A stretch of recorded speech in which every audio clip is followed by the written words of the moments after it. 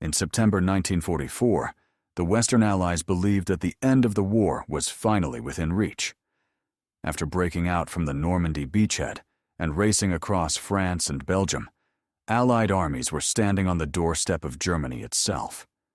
The German army, battered and disorganized, appeared to be in full retreat. There was an overwhelming sense of optimism among the Allied high command, a belief that, with one decisive stroke, they could break through the last German defensive lines, cross the Rhine, and end the war by Christmas.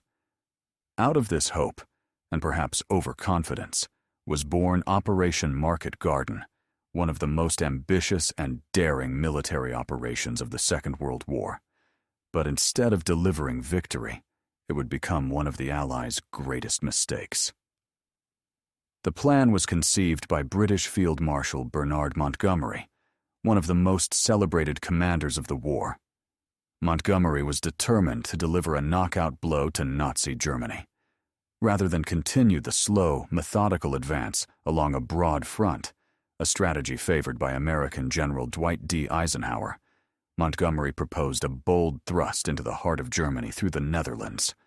The idea was simple in theory, but breathtaking in scale. The Allies would launch a combined airborne and ground assault to seize a series of key bridges over major rivers and canals in the Netherlands. These bridges would form a carpet, leading deep into German-held territory, enabling the British XXX Corps to drive straight into the Ruhr, the industrial heartland of Germany. The operation was divided into two components: Market, the airborne assault, and Garden, the ground offensive. Under Market, 3 airborne divisions would be dropped behind enemy lines. The American 101st Airborne Division, led by Major General Maxwell Taylor, would land near Eindhoven to capture bridges over the Wilhelmina Canal and the Dommel River.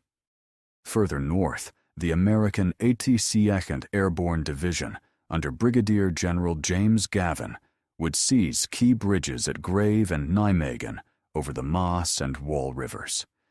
And finally, the British 1st Airborne Division, commanded by Major General Roy Urquhart, would land near the Dutch city of Arnhem. Their objective: capture the bridge over the Lower Rhine, the last and most crucial link in the chain. Garden would be executed by Lieutenant General Brian Horrocks and the British XXX Corps. Once the airborne troops had secured their bridges, Horrocks' tanks and mechanized infantry would dash northward along a single highway, linking up with the paratroopers in succession and pushing all the way to Arnhem. If successful, the Allies would have a direct route into northern Germany, bypassing the heavily fortified Siegfried Line and potentially bringing the war in Europe to a swift conclusion. It was an audacious plan, and it carried enormous risks. Everything depended on precise timing and flawless coordination. The airborne troops had to seize and hold their objectives long enough for XXX Corps to reach them. Any delay, any unexpected resistance, could unravel the entire operation. Moreover, the plan hinged on the assumption that German forces in the Netherlands were weak and disorganized. Allied intelligence, however, underestimated the enemy. In reality, several elite SS Panzer divisions were refitting near Arnhem, and German morale, though shaken, was far from broken. On September 17, 1944, Operation Market Garden began. It was the largest airborne operation in history, involving more than 34,000 paratroopers dropped behind enemy lines in a single day. The initial stages went relatively smoothly. The 101st Airborne captured most of its objectives, though some bridges were destroyed by retreating Germans. The 82nd Airborne faced tougher resistance, but managed to seize the crucial bridge at Grave and part of Nijmegen. However, the most difficult task lay ahead for the British 1st Airborne at Arnhem. From the start, things went wrong. Due to poor planning and limited drop zones, the British paratroopers landed several miles from their objective. This meant they had to advance through urban terrain to reach the bridge, losing precious time. Communications quickly broke down, and units became scattered and disorganized. Worse still, the presence of the 9th and 10th SS Panzer divisions in the area meant the British faced far stronger resistance than anticipated. Only a single battalion, led by Lieutenant Colonel John Frost, managed to reach the bridge and establish a defensive perimeter on its northern end. For 4 days, Frost and his men held their ground against overwhelming odds. Cut off, outnumbered, and running low on ammunition, they repelled repeated German assaults in brutal street fighting. But help never arrived. XXX Corps, advancing along the narrow, congested road known as Hell's Highway, encountered fierce German counterattacks, blown bridges, and constant delays. Every hour lost on the ground was an hour the British paratroopers did not have. By September 21st, the situation at Arnhem was desperate. Frost's battalion was surrounded, and the rest of the 1st Airborne Division was scattered and pinned down. Attempts to break through to the bridge failed, and with casualties mounting, the order was given to withdraw. Of the 10,000 British paratroopers dropped near Arnhem, fewer than 2,000 escaped. The rest were killed or captured. Operation Market Garden had failed. The Allies had advanced more than 60 miles into enemy territory, but they had fallen short of their ultimate objective, the Rhine Bridge at Arnhem. Without it, the path into Germany remained closed, and the war would drag on for another 8 months. The consequences of the failure were profound. Market Garden cost the Allies more than 17,000 casualties, many of them among the elite airborne divisions. Dutch civilians, who had risen in support of the liberation effort, suffered terribly in the German reprisals that followed. The city of Arnhem was devastated, and tens of thousands of Dutch citizens were forced to flee their homes. In the harsh winter that followed, food shortages led to the Hunger Winter, which claimed thousands of civilian lives. Strategically, the failed operation delayed the Allied advance into Germany and prolonged the war in Europe. The Rhine would not be crossed until March 1945, by which time the Soviet Red Army was already advancing deep into German territory from the east. The opportunity for a swift end to the war was lost. Yet, despite its failure, Operation Market Garden remains a remarkable example of wartime ambition, bravery, and sacrifice. The courage of the airborne troops, who held their ground against overwhelming odds, has become legendary. The words, "a bridge too far," uttered by British Lieutenant General Frederick Browning before the operation, have entered the lexicon as a metaphor for overreaching ambition. Looking back, historians continue to debate whether Market Garden was a bold gamble worth taking or a reckless miscalculation born of overconfidence. Some argue that, had a few key decisions been made differently, better intelligence, closer drop zones, faster ground advances, the operation might have succeeded. Others contend that the plan was fatally flawed from the outset, relying too heavily on optimistic assumptions and leaving no margin for error. What is certain is that Operation Market Garden stands as a cautionary tale of the perils of hubris in war. It was a moment when Allied leadership, flushed with victory and eager to end the conflict quickly, overestimated their own capabilities and underestimated their enemy's resilience. And it serves as a reminder that, in war, even the boldest plans can come undone by the smallest miscalculations. The story of Operation Market Garden cannot be fully understood without examining the context in which it was conceived. By the summer of 1944, the Allies had achieved a series of stunning victories. The Normandy landings in June had opened a second front in Western Europe. The breakout from the beachhead in Operation Cobra and the subsequent rapid advance across France had shattered German defenses. Paris had been liberated in August, and Allied troops were now approaching the borders of the Third Reich itself. This string of successes created a sense of momentum and optimism.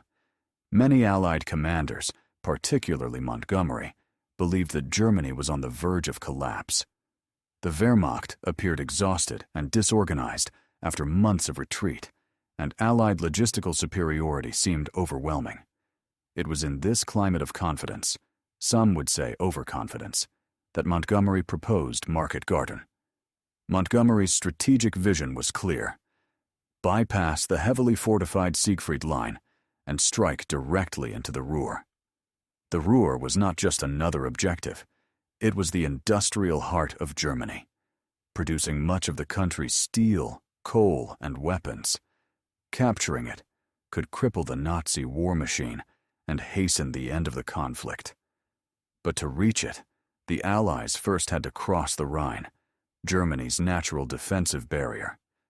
Market Garden was designed to achieve precisely that. However, the plan faced immediate skepticism. General Omar Bradley and Lieutenant General George S. Patton argued for continuing the broad front advance, pressing the German army on multiple axes and preventing them from concentrating their defenses. Supreme Allied Commander Dwight D. Eisenhower eventually approved Montgomery's plan, but not without reservations. Eisenhower was aware that Market Garden would require enormous resources, especially transport aircraft, and would temporarily halt other operations.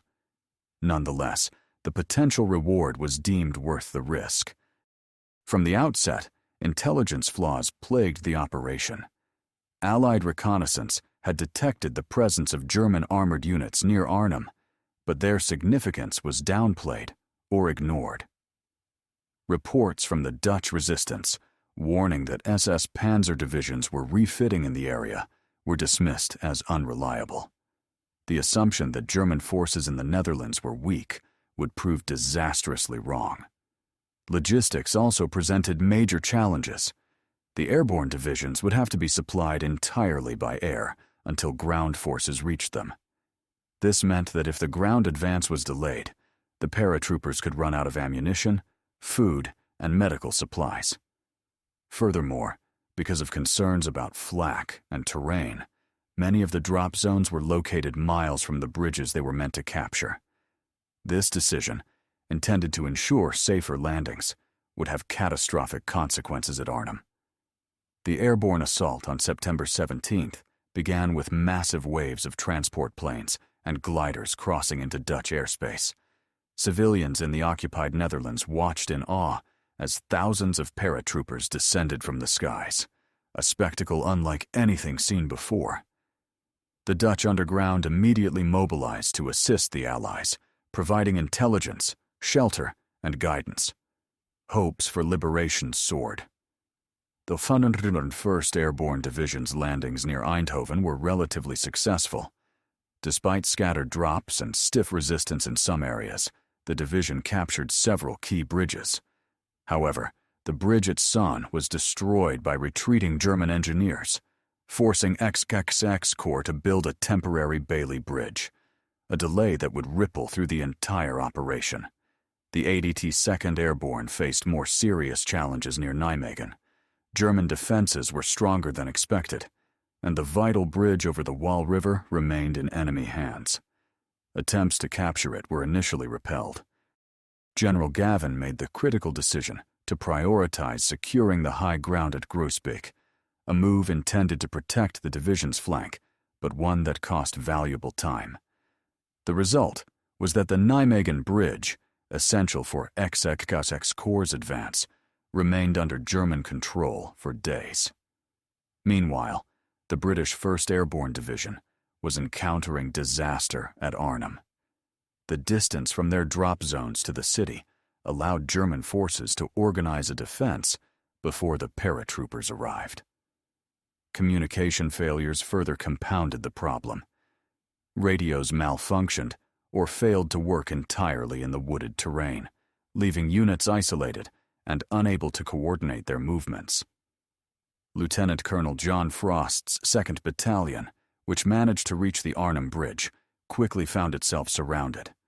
German forces, including elements of the 9th and 10th SS Panzer Divisions, launched relentless assaults. Despite being heavily outnumbered and outgunned, Frost's men held their position for 4 days, inflicting significant casualties on the enemy. The battle for the Arnhem Bridge became a brutal, close-quarters fight, with houses and buildings reduced to rubble by artillery and tank fire. While Frost's battalion fought desperately, the rest of 1st Airborne was scattered and bogged down in firefights throughout the city and surrounding countryside. Attempts to break through to the bridge were repulsed, and German reinforcements continued to pour in. The hoped-for rapid link-up with XX Corps never materialized. The ground advance, too, was slower than expected. XX Corps faced repeated ambushes, blown bridges, and determined counterattacks. The narrow elevated highway, the only viable route through the Dutch countryside, became a bottleneck, with vehicles forced to move in single file. Any delay or obstacle brought the entire column to a halt. German units exploited this, launching attacks along the flanks and cutting the road in multiple places. The stretch of highway soon earned the grim nickname Hell's Highway. Progress slowed to a crawl, and each hour of delay sealed the fate of the paratroopers at Arnhem. The destruction of the bridge at Sonne, the failure to quickly capture Nijmegen, and relentless German resistance combined to fatally undermine the timetable. By September 21st, it was clear that Market Garden was unraveling. The 1st Airborne was surrounded and isolated. Attempts by Polish paratroopers under General Sosabowski to reinforce them were thwarted by heavy fire and poor weather, which delayed their arrival. Supplies dropped from the air often fell into German hands. On September 24th, after days of intense combat, the order was given to withdraw. Under cover of darkness and heavy rain, the remnants of the 1st Airborne were ferried across the Rhine by small boats, assisted by Canadian engineers. Of the 10,000 men who had landed near Arnhem, fewer than 2,000 escaped. The rest were dead, wounded, or captured. The aftermath of Market Garden was devastating. For the Allies, the failure was a sobering reminder that even overwhelming power could not guarantee success. The bold plan that was supposed to end the war by Christmas instead prolonged it. The Rhine remained in German hands, and the Siegfried Line still loomed ahead. The war would grind on into 1945, claiming hundreds of thousands more lives before the Third Reich finally collapsed. For the Dutch, the consequences were even more severe. The failure of Market Garden left much of the Netherlands still under German occupation. The Germans responded to Dutch resistance with brutal reprisals, deportations, and executions. In retaliation for the uprising in Arnhem and other cities, German forces cut off food supplies to large parts of the country. The result was the Hunger Winter of 1944-45, during which an estimated 20,000 Dutch civilians died of starvation. The operation also strained relations between the Allies. The British and Americans engaged in a bitter blame game over the failure. Some British commanders accused American units of advancing too slowly at Nijmegen. Americans, in turn, criticized Montgomery's overconfidence and poor planning. The Polish brigade under Sosabowski, despite fighting bravely under impossible circumstances, was unfairly scapegoated for the failure, and Sosabowski himself was removed from command. Despite the failure, Market Garden demonstrated extraordinary bravery and determination. The courage of the airborne troops, particularly the British at Arnhem, became legendary. Their stand against overwhelming odds captured the public imagination and has been remembered in books, films, and memorials. The phrase "a bridge too far," originally used by General Browning to express doubts about the plan, has become synonymous with overambitious endeavors. Yet the operation remains controversial. Some historians argue that, had the Allies made different tactical decisions, such as dropping the British closer to Arnhem, prioritizing the Nijmegen Bridge earlier, or committing more ground forces, the plan might have succeeded. Others maintain that the concept itself was flawed, too reliant on optimistic assumptions, too dependent on perfect timing, and too vulnerable to unforeseen resistance. To understand why Operation Market Garden failed so spectacularly despite its bold ambition, Historians have examined the campaign in minute detail. Over the decades, a consensus has emerged around a series of critical errors, some tactical, some strategic, and others simply the result of wishful thinking. These failures compounded one another, turning a potentially war-ending plan into a costly disaster. One of the most significant mistakes was flawed intelligence. From the earliest stages of planning, Allied intelligence underestimated the strength and disposition of German forces in the Netherlands. Photographic reconnaissance and resistance reports had indicated the presence of SS Panzer units around Arnhem, but senior planners dismissed these warnings as unlikely or exaggerated. They believed the Germans were in full retreat and that any units remaining in the area were rear-echelon troops or understrength formations incapable of serious resistance. This false assumption proved catastrophic. In reality, the 9th and 10th SS Panzer Divisions, battle-hardened units, were refitting near Arnhem after fierce fighting on the Eastern Front. Although they were not at full strength, they still possessed tanks, armored vehicles, and experienced troops. Their presence transformed Arnhem from a lightly defended objective into a death trap. Another critical error lay in the selection of drop zones. Concerned about heavy flak and unfavorable terrain near the bridges, Allied planners chose landing zones several miles away from their objectives. This decision, meant to reduce initial casualties during the drop, instead created a fatal delay. British paratroopers at Arnhem had to advance on foot through several miles of enemy territory, giving German forces precious time to organize a defense. Communication problems exacerbated the situation. The radios used by British units failed to function reliably in the wooded terrain, leaving units isolated and unable to coordinate their movements or call for support. Timing, the linchpin of Market Garden, also worked against the Allies. The plan required an almost impossible level of synchronization between airborne and ground forces. Every component needed to proceed according to schedule for the operation to succeed. But delays occurred almost immediately.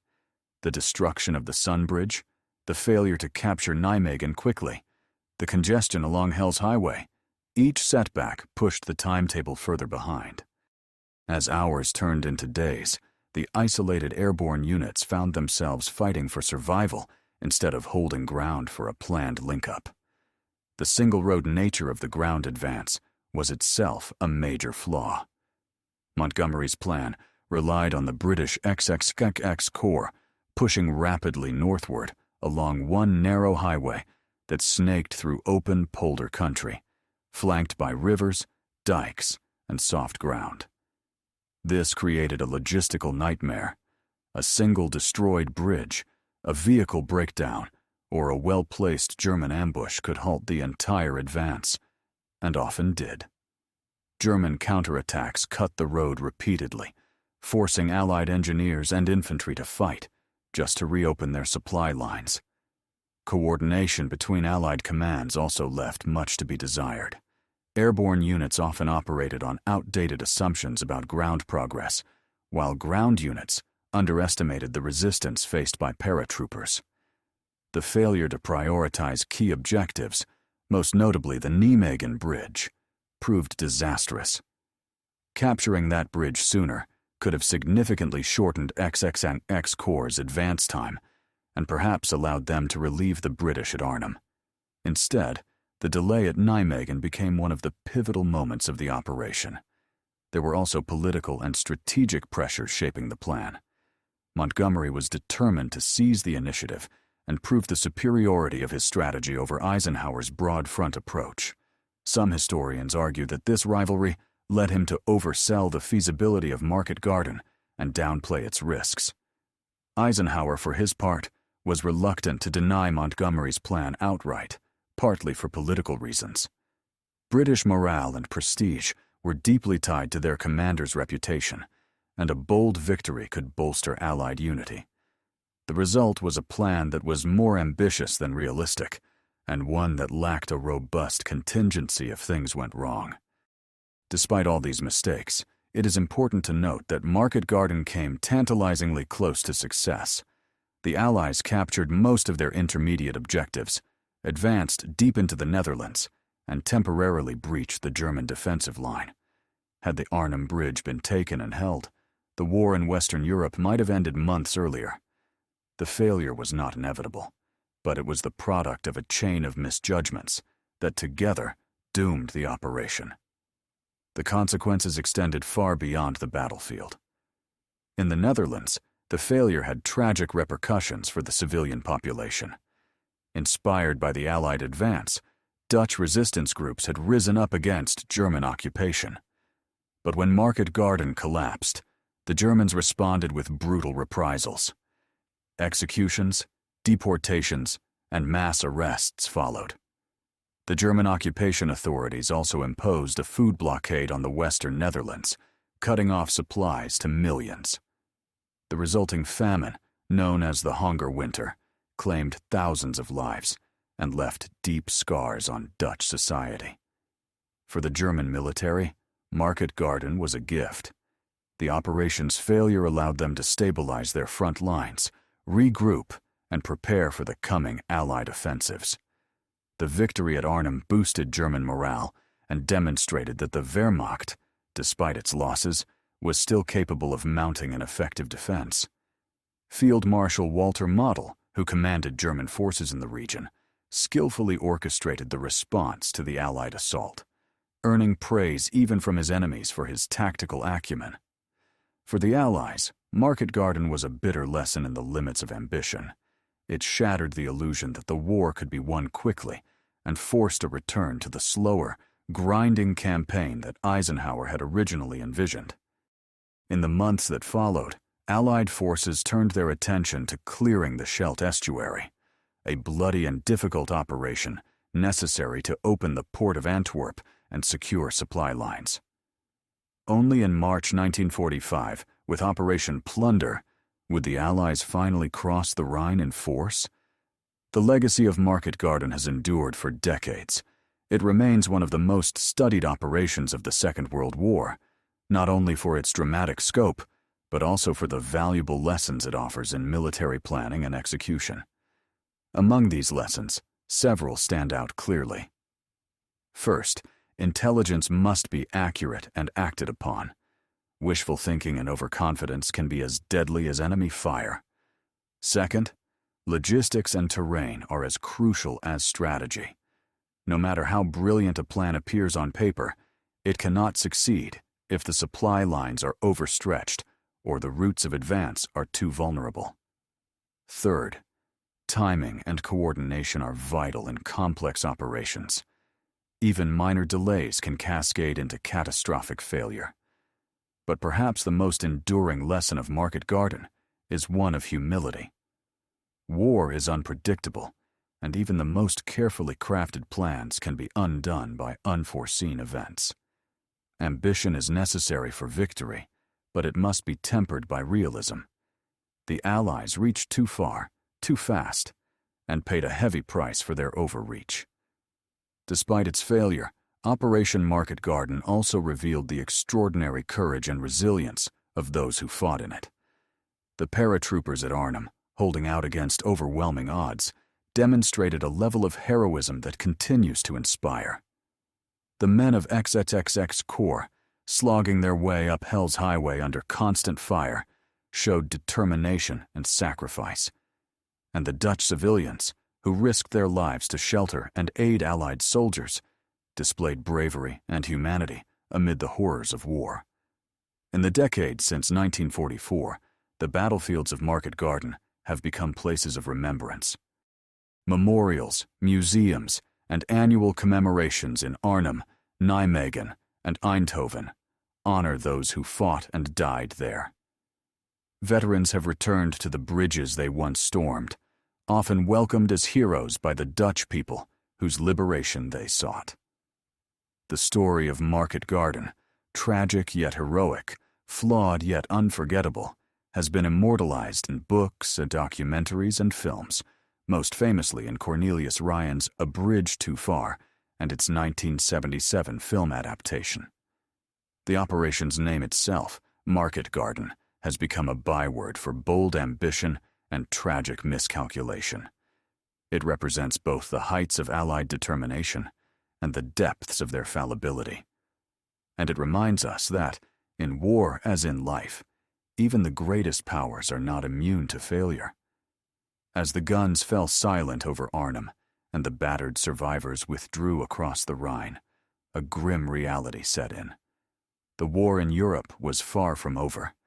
The road to victory would be longer, bloodier, and costlier than anyone had hoped in September 1944. Operation Market Garden, once hailed as the key to a swift Allied triumph, had become instead a monument to the perils of overconfidence, and a lesson etched in blood and sacrifice. By late September 1944, the shattered remnants of the British 1st Airborne Division were withdrawing across the Rhine under cover of darkness and heavy rain. They had fought with extraordinary valor, but courage alone could not overcome the flaws in planning, the weight of German resistance, and the cascading failures that had plagued the operation from the beginning. For many who survived Arnhem, the retreat felt like betrayal, a bitter end to a mission they had believed would end the war. For the men who did not make it out, the fields, streets, and bridges of the Netherlands became their final resting place. The aftermath of Operation Market Garden was grim. The Allies had suffered more than 17,000 casualties, killed, wounded, or missing, including over 8,000 from the British 1st Airborne alone. The Americans lost around 3,500 men from the 82nd and 101st Airborne Divisions, and the Polish 1st Independent Parachute Brigade suffered heavy losses as well. German casualties were significant, but far fewer. Estimates range from 6,000 to 8,000, and many of those were quickly replaced. The failure meant that the Allies had not only failed to cross the Rhine, but had also squandered their elite airborne forces in a campaign that achieved none of its strategic objectives. The impact on Allied strategy was immediate. Operation Market Garden had been intended as a shortcut, a bold maneuver that would outflank the Siegfried Line and deliver a decisive blow to Germany.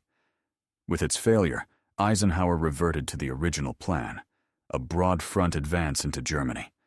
This approach would be slower and bloodier, but it was safer and more sustainable. It also required securing critical supply lines, which had become overstretched after the rapid advances of the summer. The port of Antwerp, captured intact by the Allies in early September, remained unusable because the Scheldt estuary was still in German hands. Clearing this region would take months of hard fighting in brutal conditions. The failure also shifted the balance of prestige within the Allied command. Montgomery, who had championed Market Garden, saw his influence diminish in the wake of the disaster. His relationship with Eisenhower became strained, and his critics, particularly American generals like Patton and Bradley, used the failure to argue against further British-led offensives. Montgomery, for his part, defended the operation to his dying day, insisting that it had been 90% successful, and that its failure was due to factors beyond his control. But few were convinced. For the Germans, Market Garden was a much-needed victory at a time when the war was turning decisively against them. It bought them valuable time to regroup, reorganize, and reinforce their defenses along the Rhine. It also boosted morale among both the troops and the German civilian population, who had been reeling from the string of defeats in France and Belgium. Field Marshal Walter Model, who directed the defense during Market Garden, was hailed as the savior of the Western Front.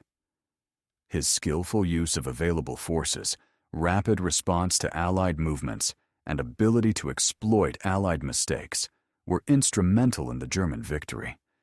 Yet, while Market Garden was a tactical success for Germany, it did little to change the strategic reality of the war. The Reich was still losing on all fronts. In the east, the Soviet Red Army was advancing relentlessly toward Berlin. In Italy, Allied forces were grinding their way northward. And in the West, despite the setback in the Netherlands, the Allies still held overwhelming numerical and material superiority. The question was no longer whether Germany would lose, but when and at what cost. For the Dutch people, however, the consequences of Market Garden were far more immediate and devastating. The failure meant that large parts of the Netherlands remained under German occupation for another 8 months. The reprisals that followed were brutal. Civilians suspected of aiding the Allies or participating in the resistance were executed. Entire towns and villages were subjected to collective punishment. The German authorities imposed strict rationing and cut off food shipments to the western provinces, resulting in widespread famine during the winter of 1944-45. Known as the Hunger Winter, this period saw over 20,000 Dutch civilians die from starvation, with countless others suffering long-term health effects. Despite the tragedy, Dutch civilians continued to resist and to aid Allied soldiers who were stranded behind enemy lines. Many British paratroopers, who failed to reach the Rhine, were hidden by local families, sheltered in barns and basements, and eventually smuggled back to Allied lines. These acts of bravery, often carried out at great personal risk, forged a deep bond between the Dutch people and the Allied soldiers, a bond that endures to this day. The legacy of Operation Market Garden also extended into the post-war period, shaping military doctrine and planning for decades to come. The operation became a case study in the dangers of overreaching, the importance of logistics, and the necessity of reliable intelligence. Military academies around the world dissected the campaign to extract lessons about airborne operations, combined arms coordination, and operational planning. The consensus was clear. Boldness is no substitute for preparation, and even the most daring plan must account for the possibility of failure. The events at Arnhem, Nijmegen, and Eindhoven were also immortalized in popular culture, ensuring that Market Garden would remain one of the most famous operations of the war. Cornelius Ryan's 1974 book, A Bridge Too Far, and the subsequent 1977 film adaptation, directed by Richard Attenborough, brought the story to a global audience. The title, taken from General Frederick Browning's remark that the Allies may have attempted one bridge too far, encapsulated the tragedy and hubris of the operation. In the decades that followed, veterans returned to the Netherlands to commemorate the battle. The annual remembrance ceremonies at Arnhem's Oosterbeek War Cemetery are attended by thousands, including surviving paratroopers, local residents, and dignitaries from around the world. Children from Dutch schools lay flowers on the graves of the fallen, a tradition that symbolizes the enduring gratitude of the Dutch people. The bridges themselves, once symbols of failure, have become monuments to courage and sacrifice. Operation Market Garden remains a paradox. It was both a bold stroke and a reckless gamble. It was both a testament to Allied bravery and a catalog of strategic blunders. It came close to success, but ended in disaster. And it was both a military failure and a historical milestone, shaping the final phase of the Second World War in ways its planners could never have anticipated. The story of Market Garden is not simply one of defeat. It is also a story of resilience, of soldiers who fought on despite impossible odds, of civilians who risked everything to aid them, and of a coalition that learned from its mistakes and ultimately triumphed. The Rhine would be crossed, the Ruhr would fall, and Germany would be defeated, but not through shortcuts or grand gambles. Victory would come the hard way, through persistence, patience, and relentless pressure. In many ways, Market Garden was a microcosm of the war itself. It revealed the limits of technology and planning, the unpredictability of battle, and the human cost of ambition. It showed that even the most powerful armies are vulnerable to overconfidence, that courage cannot always compensate for flawed strategy, and that war is as much about endurance as it is about daring. When Allied troops finally crossed the Rhine in March 1945, they did so with the memory of Arnhem fresh in their minds. The lessons learned in the fields and streets of the Netherlands informed every decision, every plan, and every step of the final campaign into Germany. The failure of Market Garden had been costly, but it had not been in vain. Today, more than 80 years later, Operation Market Garden continues to fascinate historians, soldiers, and the public alike. It is studied in military academies, commemorated in ceremonies, and retold in countless books and documentaries. It remains a cautionary tale, a reminder that in war, as in life, ambition must be balanced by caution, boldness by prudence, and confidence by humility. Above all, it is a story of sacrifice. The men who jumped into the fields of Holland, who fought house to house in Arnhem, who crawled along Hell's Highway under fire, did so not for glory or fame, but for a cause greater than themselves. Their courage, their suffering, and their sacrifice ensured that tyranny would not prevail. And though Operation Market Garden failed in its immediate objectives, it remains one of the most powerful chapters in the story of the fight for freedom. In the final analysis, Operation Market Garden stands as one of the most audacious undertakings of the Second World War, a campaign that embodied the hopes, ambitions, and frustrations of the Allied cause in 1944. Its story is one of extraordinary courage and determination, but also of overconfidence, miscalculation, and bitter disappointment. It was a gamble that might have ended the war months earlier, but instead prolonged it, costing thousands of lives and reshaping the final phase of the conflict. To understand its full significance, one must look beyond the immediate tactical failures and examine its broader strategic impact. Though Market Garden failed to achieve its primary goal, a bridgehead across the Rhine, it did succeed in one crucial respect. It demonstrated the Allies' relentless commitment to breaking the Nazi regime's grip on Europe. The operation, despite its flaws, pushed the front line forward and liberated significant portions of the southern Netherlands. Cities like Eindhoven and Nijmegen were freed from German occupation, bringing hope and relief to thousands of civilians. These gains, though overshadowed by the disaster at Arnhem, were not insignificant. Moreover, the experience gained during Market Garden profoundly influenced Allied planning for future operations. The lessons learned, often paid for in blood, informed the design and execution of subsequent campaigns, particularly the crossing of the Rhine in 1945. Commanders became acutely aware of the importance of reliable intelligence, flexible logistics, and realistic timetables. Airborne doctrine was reevaluated and refined, with a greater emphasis placed on communication, resupply, and the rapid capture of key objectives. The hard-earned insights from Market Garden helped ensure the success of later operations, including Varsity and Plunder, the coordinated airborne and river-crossing operations that finally breached Germany's last major natural barrier. One of the most poignant aspects of Market Garden's legacy lies in the human stories, the personal accounts of those who lived, fought, and died during those fateful days. Veterans' memoirs and testimonies offer a deeply human perspective on the campaign, revealing both the horror and the heroism of the battle.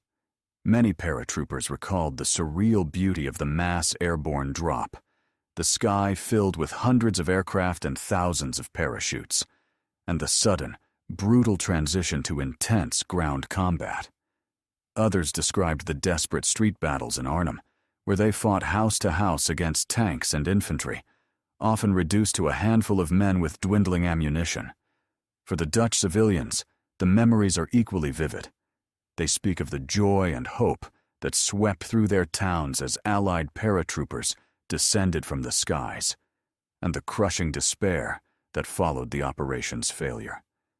They remember the bravery of the soldiers who fought to liberate them, but also the suffering that came afterward, the reprisals, the famine, and the long winter of occupation that they had hoped would end in 1944.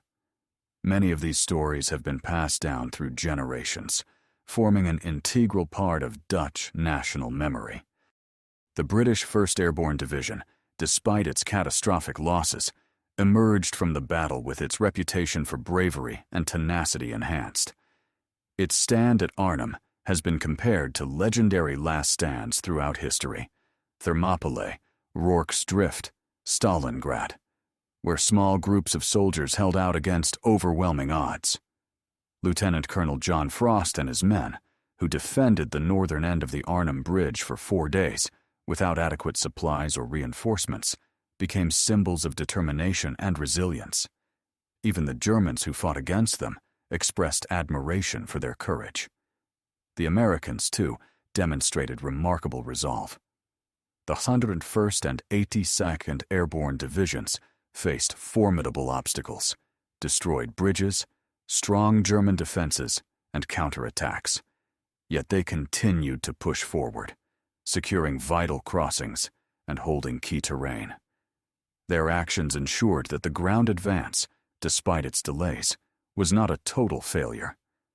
And the Polish 1st Parachute Brigade, though often unfairly blamed for the operation's failure, fought bravely under impossible conditions, attempting to reinforce the British and cover their withdrawal. Operation Market Garden also underscored the complexities of coalition warfare. The Allies were a coalition of nations, each with its own priorities, perspectives, and personalities.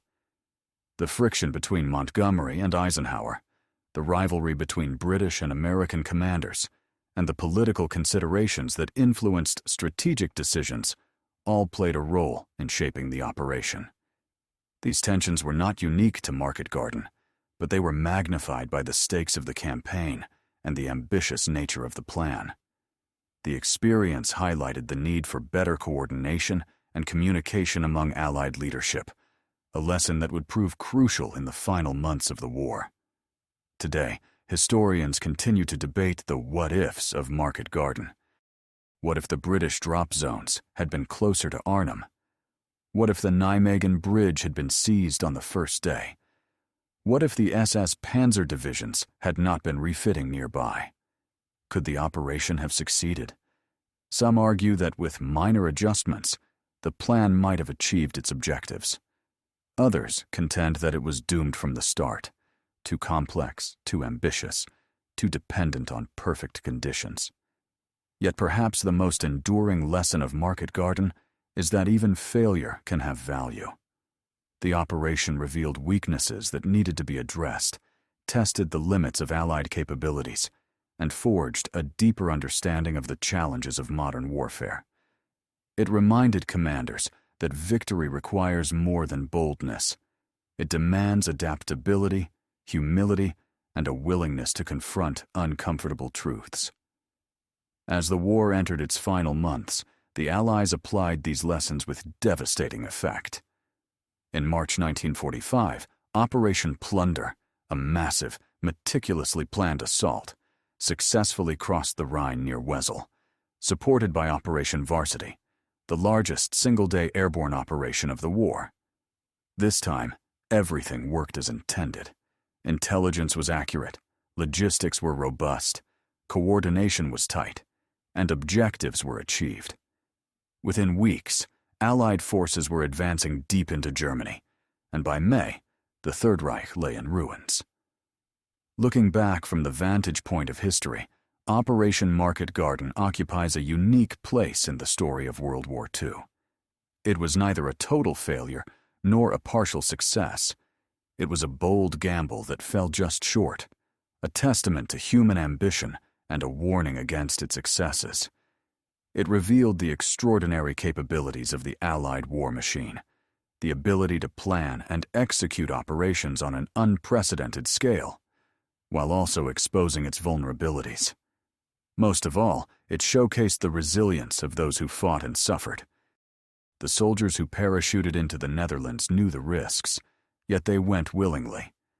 The civilians who aided them knew the consequences, yet they resisted.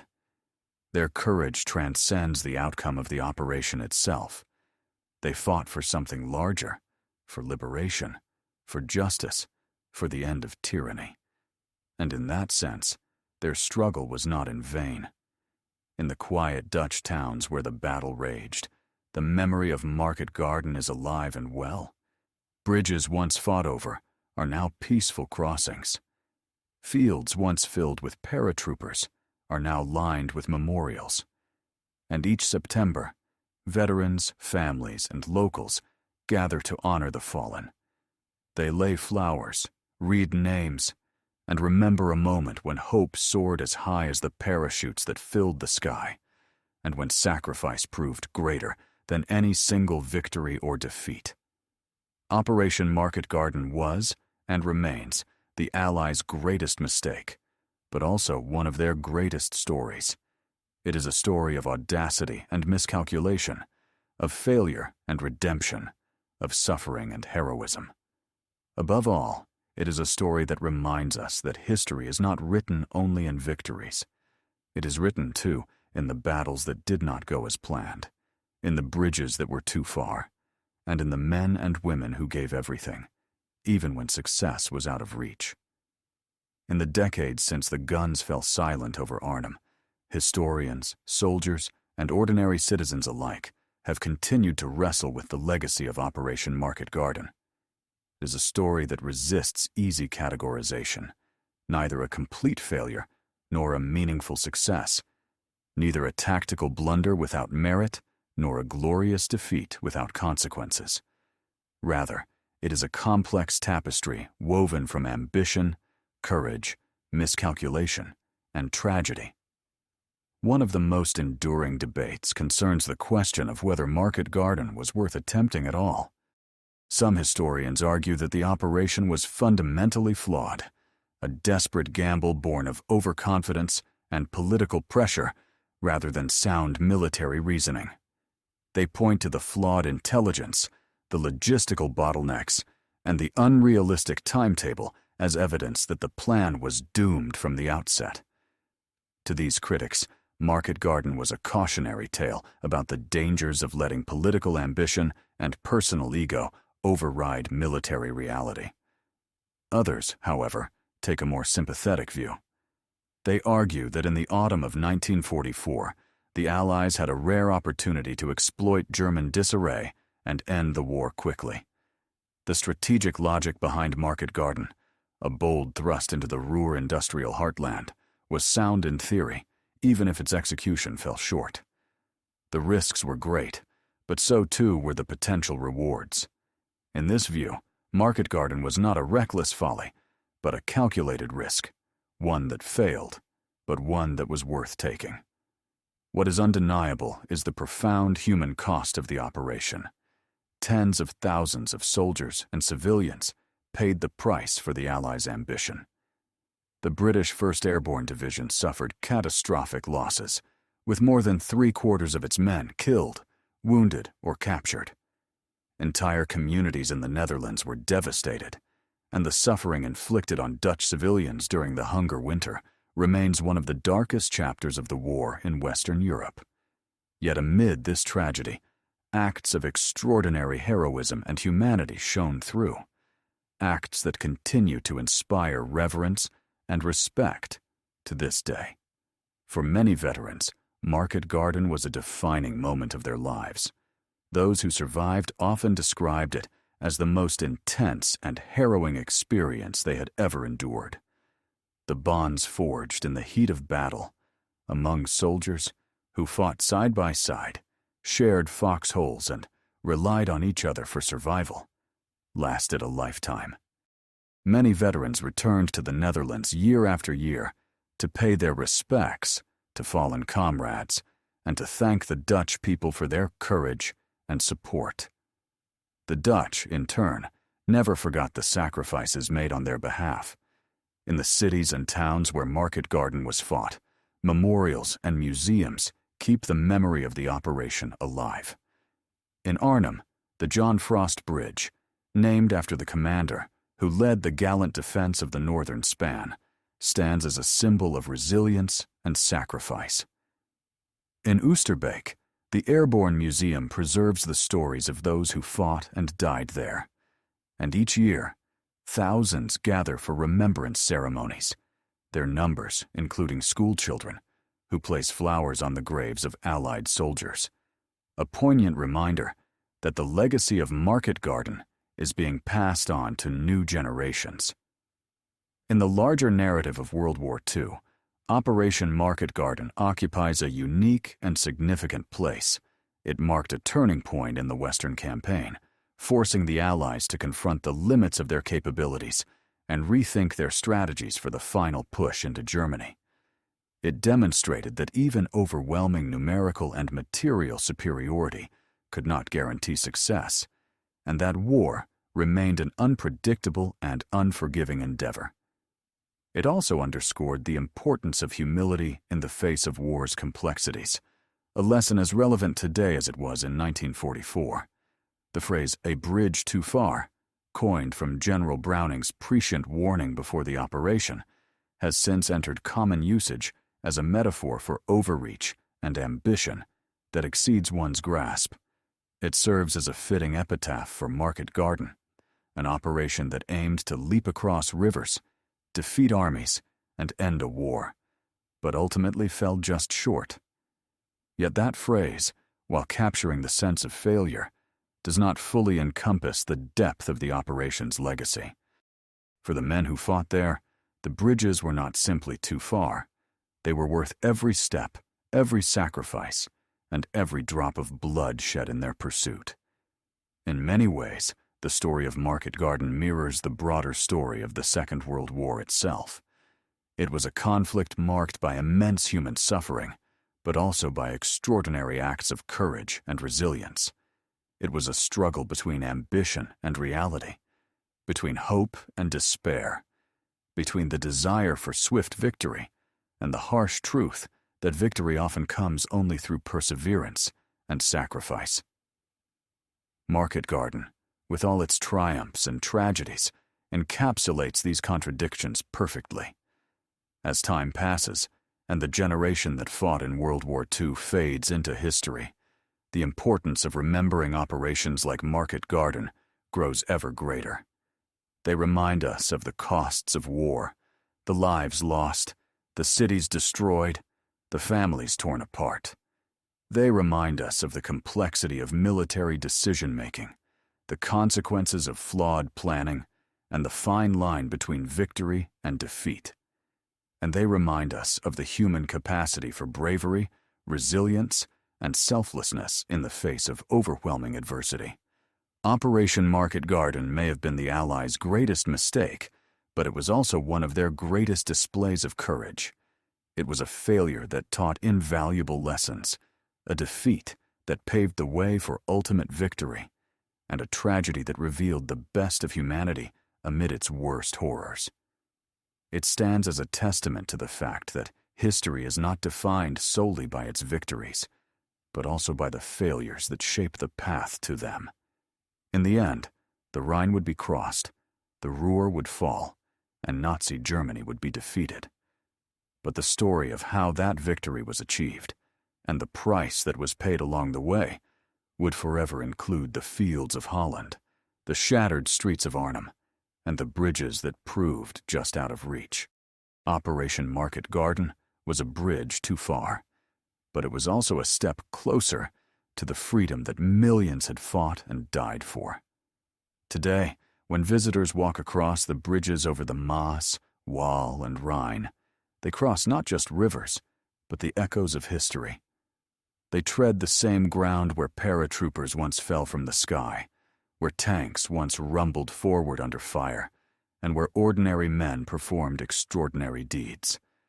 And in those quiet moments, standing on the wind-swept span of the John Frost Bridge, or gazing out across the calm waters of the Lower Rhine, one can almost hear the whispers of 1944, of hope and fear, of ambition and sacrifice, of a plan that promised to end a war and instead became one of its most unforgettable chapters. Operation Market Garden remains, and will always remain, one of the defining stories of the Second World War. It is a story that belongs not only to the past, but to the present and the future, a timeless lesson in the power and peril of human ambition, and a tribute to those who dared to reach for a bridge too far.